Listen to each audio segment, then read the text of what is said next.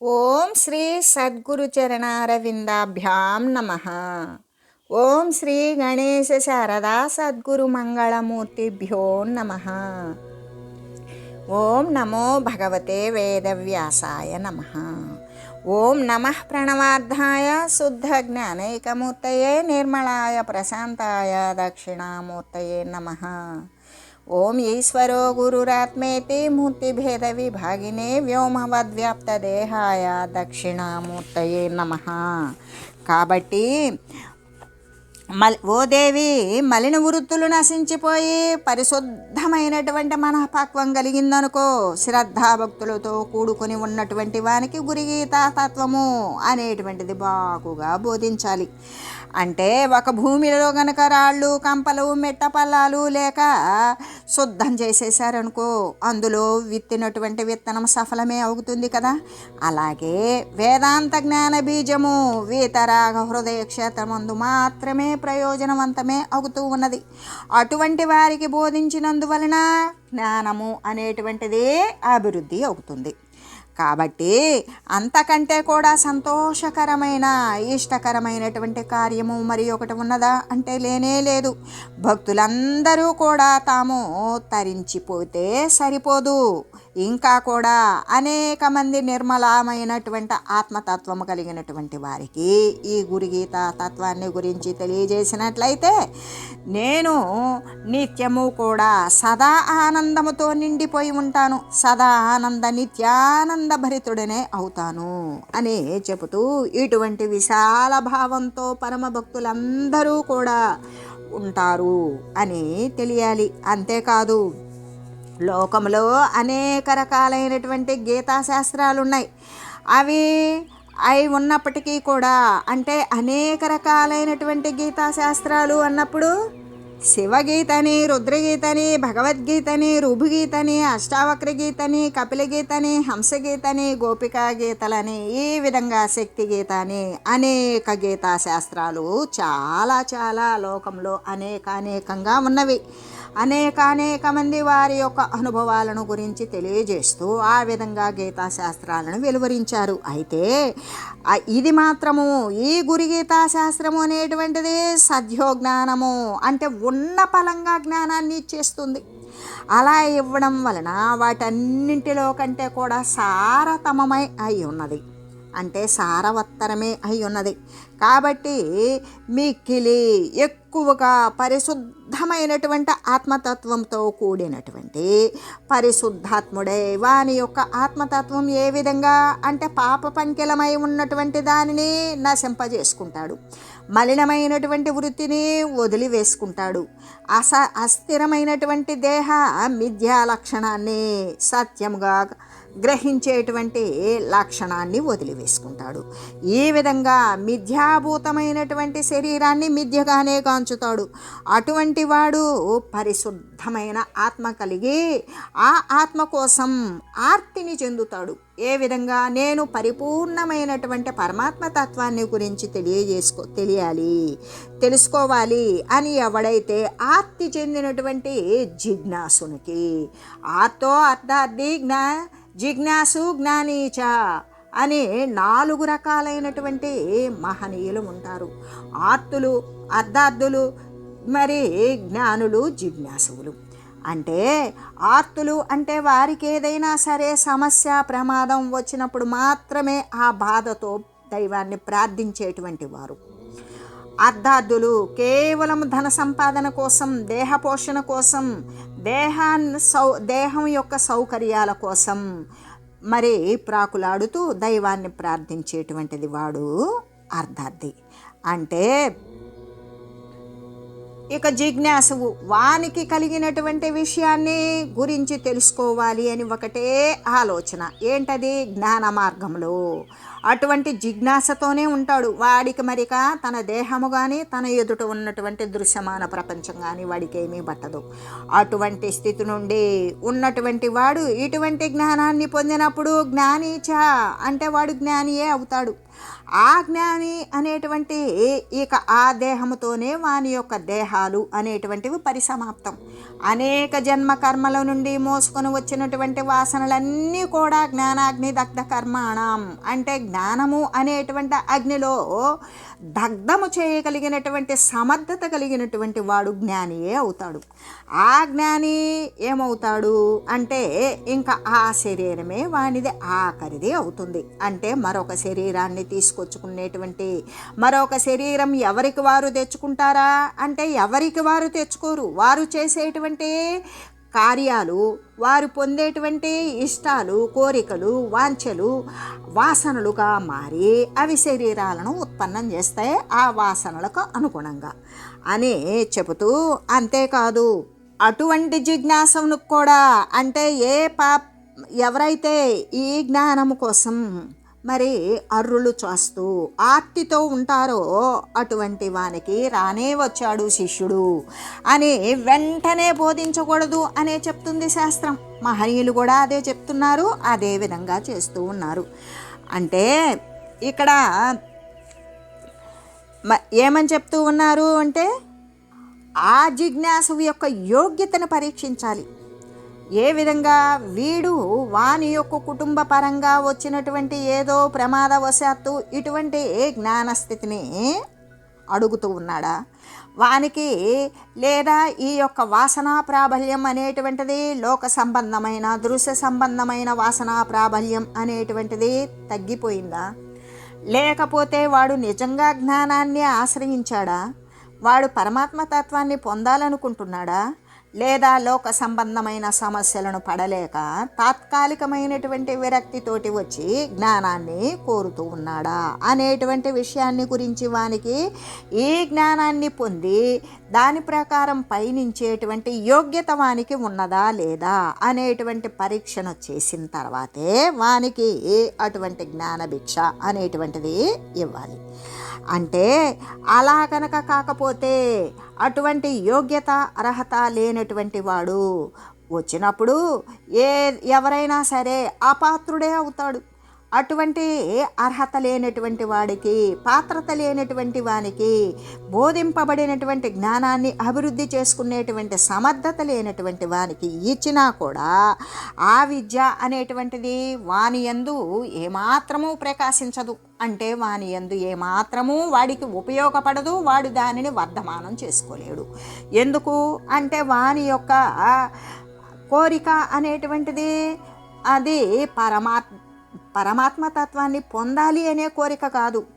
అందరూ ఏదో గుర్తింపబడుతూ ఉన్నారు గురువు యొక్క సేవలో, గురువు యొక్క ఆశ్రమంలో, వాళ్ళంతా ఒక క్రమశిక్షణలో అందరి చేత గౌరవించబడుతూ ఉన్నారు. అటువంటి తత్వం నాకు కూడా వస్తుంది అని కోరిక కానీ, లేదా అక్కడికి వెళ్ళిన తర్వాత నాకు లోక సంబంధమైన ఐశ్వర్యాలు ప్రాప్తిస్తాయేమో, శ్రీ సద్గురుదేవుని యొక్క కరుణాపాతం వలన నాకు ఇప్పుడు ఉన్నదానికంటే అనేకమైనటువంటి కీర్తి పదవులు ఏమైనా నాకు వస్తాయేమో అనే కోరికతో వచ్చినటువంటి వాడు జ్ఞానానికి పాత్రత లేనివాడు. కాబట్టి ఇక అటువంటి వానికి ఒకవేళ తొందరపడి వాని యొక్క ఆనుపానులు, వాని యొక్క నిజతత్వము తెలుసుకోకుండా ఇచ్చినటువంటి విద్య వాని యందు ప్రకాశించదు. అంటే వానికి జ్ఞానము అనేది అభివృద్ధి జరగదు. ఎట్లా వృధా అయిపోతుంది అంటే బాగా బురద ఉన్నది, ఆ బురదలో ఒక పెద్ద ఇది బురదంతా వాసన కొడుతోంది, దీనిని శుభ్రం చేయాలి అంటే బురదను తీసివేయాలి, లేదా బురద నుండి వాడు దూరం అవ్వాలి. అంతేగాని పన్నీరు బుడ్లు తీసుకొచ్చి బురదలో చల్లితే ఆ బురద కంపు పోతుందా, పన్నీరు వాసన వస్తుందా? పన్నీరు బురదలో పడిపోతుంది, బురద నిండిపోతుంది తప్ప పన్నీరు వాసన బురద కంపు అనేటువంటిది పోనే పోదు. అంటే బురదలో పోసినటువంటి పన్నీరు చల్లినప్పటికీ కూడా ఏమాత్రము ప్రయోజనం లేకుండా పోయినట్లుగానే వాని యొక్క జీవితమంతా కోరికలతో, వాంఛలతో, కీర్తి పదవులతో, పాప పంకెలమైనటువంటి పాప భూయిష్టమైనటువంటి ఆలోచనలతో, దృశ్య సంబంధమైనటువంటి ఎదుగుదల కోసము అస్థిరమైన దేహం సత్యమని భావించి దానిని పోషించే నిమిత్తం ఇతరులను వంచడం, మోసబుచ్చడం, అవసరం వస్తే వారిని చంపివేయడం కూడా చేయగలిగినటువంటి పాప పంకిలమైనటువంటి ఈ హృదయంతో, అంటే ఈ దేహం సత్యమని భావించేటువంటి వానికి జ్ఞానము అనేది ఎప్పటికీ అభివృద్ధి చెందదు. ఎందుకు అంటే ఈ శరీరమే పోతుంది. పోయేటువంటి దానినే నీవు సత్యమని అనుకునేటప్పుడు, ఏది అస్థిరమైన వస్తువు ఉన్నదో దానిని స్థిరమని భావించేటప్పుడు, నీవు ఆ స్థిరమైన దానిని స్థిరమని భావించిన నువ్వు స్థిరమైన దానిని ఏ విధంగా పట్టుకోగలవు? ఆ స్థిరాన్ని అస్థిరంగా వదిలివేసినప్పుడు మాత్రమే, స్థిరాన్ని ఆశ్రయించి దానిని పట్టగలిగినటువంటి సమర్థతను సాధించుకున్నప్పుడు మాత్రమే నీవు ఆ యొక్క స్థిరత్వమునందు స్థిరపడి ఉండగలవు. కాబట్టి అంతేగాని ఏ విధంగా అంటే అర్హత లేనటువంటి వానికి ఇచ్చినా కూడా ఈ జ్ఞాన దీక్ష అనేటువంటిది ఏమాత్రము కూడా ఆ జ్ఞానాన్ని పెంపొందించుకునేటువంటి విద్య వాని యందైతే ఏమాత్రము పనిచేయదు, ప్రకాశించదు. అంటే వాని యందు ఎటువంటి జ్ఞానము కూడా వానికి ప్రయోజనవంతం కలగనివ్వదు, అది అభివృద్ధి చెందదు. అంటే ఎందుకు అంటే బురదలో జల్లినటువంటి పన్నీరు ఏ విధంగా ప్రయోజన శూన్యమే అయినట్లుగానే పాప పంకిలమైన పాపముతో నిండిపోయినటువంటి, ఏది అబద్ధమైనటువంటి అజ్ఞానముతో నిండిపోయినటువంటి హృదయమునందు జ్ఞాన పరిమళ ద్రవ్యము అనేటువంటిది పోస్తే ఏమవుతుంది? చెడిపోతుంది. ఎలాగా? బురదలో పోసిన పన్నీరు లాగానే వీనికి ఈ యొక్క పరమాత్మ తత్వమునందు ఆసక్తి లేనటువంటి వానికి అజ్ఞాన ఆవరణతో పాపము అనేటువంటి పాపభూయిష్టమైన దేహ సంబంధమైన వసతుల కోసం వాడేదో లబ్ధి పొందాలని దుశ్చింత చేత వచ్చి జ్ఞానాన్ని పొందాలి అని చూసినటువంటి వాని యొక్క హృదయమునందు మనం ఎంత జ్ఞానాన్ని పోసినప్పటికీ కూడా ఆ జ్ఞానం అనేటువంటిది పరిమళ ద్రవ్యము కదా, ఎంత సువాసనాభూయిష్టం, చెడ్డ వాసనలు సువాసనగా చేస్తుంది. ఆ సువాసన అనేటువంటిది, వాసన అనేటువంటిది లుప్తమైపోతుంది పరమాత్మ తత్వాన్ని పొందినప్పుడు. అప్పుడు ఎప్పుడైతే వాసనలు లేకుండా పోయినవో వానికి దేహాల యొక్క అవసరమే లేకుండా పోతుంది అనే తెలియజేస్తూ, అంతేకాదు ఈ జ్ఞాన పరిమళ ద్రవ్యం అనేటువంటిది పాప పంకిలమైనటువంటి హృదయం నందు ఎప్పుడైతే ప్రవేశిస్తుందో ఇదంతా నశించిపోతుంది. ఈ విషయానికి ప్రమాణాలు ఏమైనా ఉన్నవా అంటే ఉన్నవి.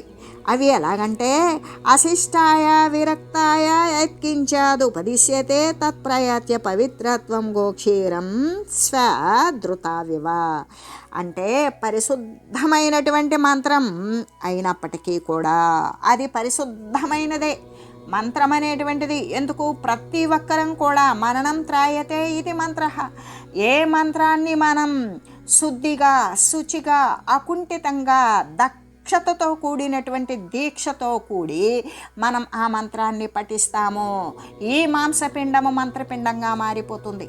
అంటే దేనిని మనం పఠించామో, దేనిని మనం జపించామో, దేనికోసం మనం తప్పించామో, మననం త్రాయతే ఇది మంత్ర. దేనిని మననం చేశామో అది మనల్ని చివరకు రక్షించేటువంటి సాధనంగా తయారవుతుంది. మనం ఏది మననం చేశామో మన మననమే మనల్ని రక్షిస్తుంది. అటువంటి చేయగలిగినటువంటిదే మంత్రసిద్ధి. అంటే మంత్రసిద్ధి జరిగేదాకా మంత్రాన్ని జపించండి అని ఎందుకు చెప్తారు అంటే దానికి ఒక సిద్ధి, మంత్రాధిష్టాన దేవత అనేటువంటిది మనల్ని కరుణిస్తుంది, మనకు వశపడుతుంది. వశపడినప్పుడు మనం ఏదనుకుంటే మన సంకల్ప మాత్రం కూడా మనకి ప్రత్యక్ష స్వరూపంలో సిద్ధిస్తుంది. ఆ విధంగా అంటే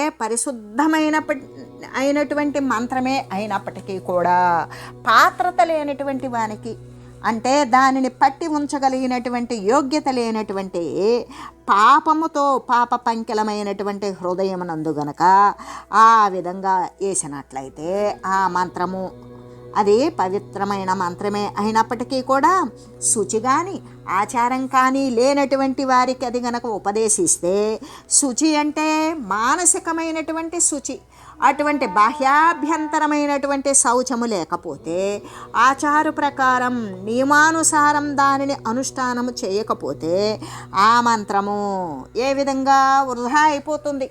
ఎలాగంటే ఇప్పుడు మనకు మహాభారత కథలో కూడా ఏమని తెలియవస్తుంది అంటే, కర్ణుడు ఉన్నాడు. ఆయన పరశురాముని వద్ద అనేక రకాలైనటువంటి దివ్యమైన అస్త్రాలను సముపార్జించుకున్నాడు.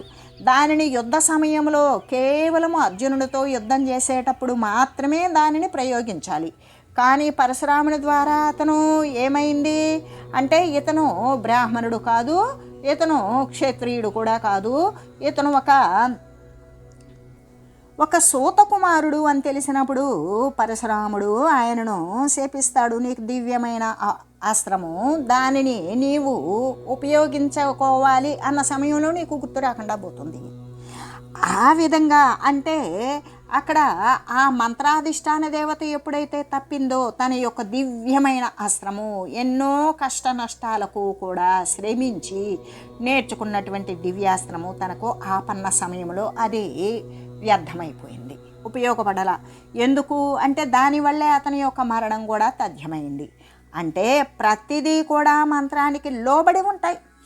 ఆ దివ్యమైనటువంటి యుద్ధాలలో చేసేటువంటి వాళ్ళు వాయువ్యాస్త్రమని, ఆగ్నేయాస్త్రమని, గరుడాస్త్రమని, మరి స్తంభనాస్త్రమని, ఉచ్చాటనాస్త్రమని, ఇటువంటి అనేక రకాలైనటువంటి బాణ పరంపరలు అన్నీ కూడా ఆ శస్త్ర విద్య అంతా కూడా దివ్యమైనటువంటి మంత్రాధిష్టాన దేవతలకు లోబడి ఉన్నటువంటి దివ్యమైన అస్త్రశస్త్రాలు. ఆ విధంగానే ప్రతి మంత్రం కూడా ఆ విధంగా తనకు తను వశపడేటట్లుగా మంత్రాధిష్టాన దేవత తనకు వశపడే విధంగా మంత్రాన్ని జపిస్తే తప్ప మంత్రం తీసుకుని దానిని జపించకపోతే దాని ద్వారా వాడు ఎటువంటి లబ్ధిని కూడా పొందలేడు.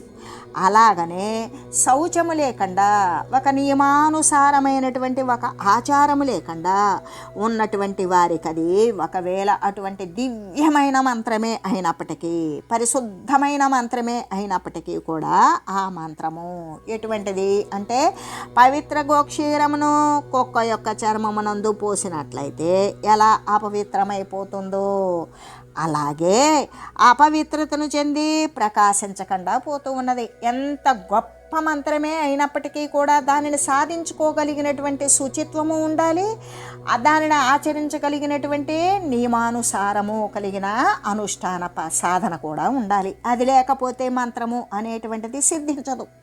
దానిని ఎల్లవేళలా మననం చేసినప్పుడు అది సిద్ధిస్తుంది. అది ఒకవేళ అలా కాలేదు, కాకపోతే ఆ మంత్రం ఏమవుతుంది, దాని యొక్క శక్తి ఎలా క్షీణిస్తుంది అంటే, ఇప్పుడు చండాలురు అంటే కుక్క మాంసాన్ని తినేటువంటి వారినే కదా చండాలురు అని చెప్తాం. ఆ చండాలురు కుక్క తోలు ఒలిచి ఎండబెట్టుకుంటాడు. ఆ కుక్క తోలు ఒలిచి ఎండబెట్టుకున్నప్పుడు ఆ ఎండిపోయిన దాంట్లో ఎవరైనా సరే ఆవు పాలు పోస్తే ఆవు పాలు యొక్క పవిత్రత అనేటువంటిది ఆ శునక చర్మమునందు పోసినప్పుడు ఆ ఆవు పాల యొక్క పవిత్రత అనేటువంటిది నశించిపోతుంది, అంటే క్షీణించిపోతుంది. ఎట్లా అపవిత్రమైపోతాయో పవిత్రవంతము అనేటువంటిది ఉండదు. ఎందుకు, గోక్షీరము అంటేనే పవిత్రమైనటువంటి వస్తువు, మరి శునక చర్మము అంటే అపవిత్రమైనటువంటి వస్తువు. అపవిత్రమైనటువంటి దాంట్లో పవిత్రమైనది పెట్టినప్పుడు ఇవి పవిత్రమై కూడా అపవిత్రమే అవుతుంది. ఆ విధంగానే ఎప్పుడైతే శుచి ఆచారము లేకుండా కనుక అటువంటి యోగ్యత లేనటువంటి వానికి ఉపదేశించినట్లయితే ఆ మంత్రం కూడా ఏ విధంగా పోతుంది అంటే, ఆవు పాలను కుక్క చర్మంలో పోస్తే ఏ విధంగా అపవిత్రమైపోతాయో అలాగే అపవిత్రతను పొందుతుంది ఆ మహామంత్రం. పొంది వాని యందు అది ఎప్పటికీ కూడా ప్రకాశించదు అని చెబుతూ, అంతేకాదు అగ్ని గనక ప్రజ్వలించేటువంటి స్వభావము గలదే అయి ఉన్నప్పటికీ కూడా జలసేచనము చేత అది చల్లారిపోతూ ఉన్నది కదా. ప్రచండమైనటువంటి అగ్ని మంటలు, మరి కూరలు తీస్తూ అగ్ని జ్వాలలు, నిప్పు కణికలు, మరి అనేక రకాలైన విస్ఫులింగాలతో కూడినటువంటి ప్రచండమైనటువంటి అగ్నిజ్వాల, పెద్ద మంట ఆకాశానికి ఎగిసింది. మరి ఆ ఎగసినప్పుడు అది జ్వాజ్వల్యమానంగా మండుతూ ఉన్నది. ఆ మండేటప్పుడు ఏమవుతుంది, వర్షం పడింది. వర్షం పడితే ఆ మంట ఆరిపోయింది. అంటే అంత ప్రచండంగా మండే మంట కూడా, అంటే అంత దివ్యమైన మహామంత్రం కూడా దాని యొక్క పవిత్రతను కోల్పోతుందా అంటే కోల్పోతుంది. ఏ విధంగా కోల్పోతుంది అంటే చండ ప్రచండమైనటువంటి అగ్నిజ్వాల కూడా నీళ్లు పడగానే ఏ విధంగా అంత జ్వాజ్వల్యమానంగా వెలిగేటువంటి ప్రకాశము, మంట, నిప్పులు మొత్తం కూడా చల్లబడిపోయి మండడానికి అవకాశం లేకుండా పోయినట్లుగానే అటువంటి మహామంత్రమే అయినా కూడా యోగ్యత లేనటువంటి వానికి ఇస్తే అలాగే ప్రకాశించకుండా పోతుంది అని చెబుతూ, ఆ ప్రకారంగానే మంత్రము మహాపవిత్రమే అయ్యున్నప్పటికీ కూడా అపవిత్రత అంటే ఆచార శూన్యత కలిగినటువంటి వాడికి ఏ ఆచారము, దివ్యమైన సదాచారము, ఒక సాంప్రదాయాన్ని అనుసరించి ఒక అనుష్ఠాన పద్ధతి, ఒక నియమానుసారము, ఒక ఆచరణ అనేటువంటిది లేకుండా ఉన్నటువంటి వానికి అది ఏ విధంగా ఉంటుంది? వాడు అపవిత్రతతో కూడుకొని ఉంటాడు. ఒక పవిత్రమైనటువంటి మానసిక భావన ఉండదు, శారీరకమైన శుచి ఉండదు, ఒక దూరదృష్టి ఉండదు, ఒక దివ్యమైనటువంటి సమర్థత ఉండదు. ఎటువంటిది వాని యొక్క ఆచరణ కూడా పూర్తి నశించిపోయింది.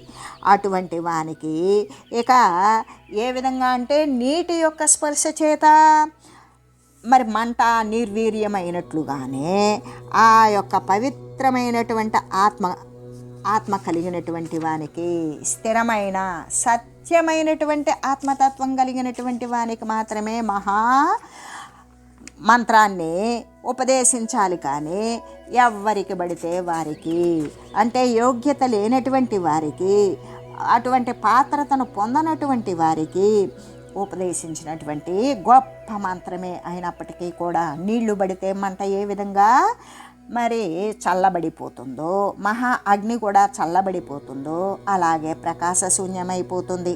మరి పవిత్రమైనటువంటి ఆవు పాలు కుక్క చర్మమునందు పోసినప్పుడు ఏ విధంగా అపవిత్రమైపోతున్నాయో, యోగ్యత లేని వానికి ఉపదేశించినటువంటి ఈ యొక్క అంటే ఆచరణ అనేటువంటిది లేని వానికి, అపవిత్రతతో కూడినటువంటి వానికి, దీక్ష, శుచి, ఆచారము లేనటువంటి వానికి, ఒక అనుష్ఠాన సమయము అనేది చేసుకోలేనటువంటి సమర్థత లేనటువంటి హీనునకు ఈ మహామంత్రమే అయినా కూడా అది ప్రకాశించకుండా పోతూ ఉంటుంది. అప్పుడు మంత్రశక్తి అనేటువంటిది ప్రతిబంధరహితమణిలాగానే ప్రకాశిస్తూ ఉంటుంది. ఏ విధంగా ప్రకాశిస్తుంది అంటే పవిత్రమైనటువంటి ఆత్మతత్వం కలిగిన వారికి, స్థిరమైనటువంటి సాధకునకు, అనుష్ఠాన పాత్రునకు, జ్ఞానాన్ని అభివృద్ధి చేసుకునే సమర్థునకు ఈ యొక్క గురుగీతా శాస్త్రాన్ని బోధించాలి. అటువంటి వాడికి మాత్రమే మంత్రశక్తి అనేటువంటిది ఎటువంటి తిరుగులేనటువంటి మణిలాగానే ప్రకాశిస్తుంది అని తెలియజేస్తూ, ఓం మంగళం శ్రీ గురుదేవాయ మహనీయ గుణాత్మనే సర్వలోక శరణ్యాయ సాధురూపాయ మంగళం. ఓం లోక సమస్త సుఖినో భవంతు. ఓం శ్రీ సద్గురు పరబ్రహ్మార్పణమస్తు. ఓం తత్సత్.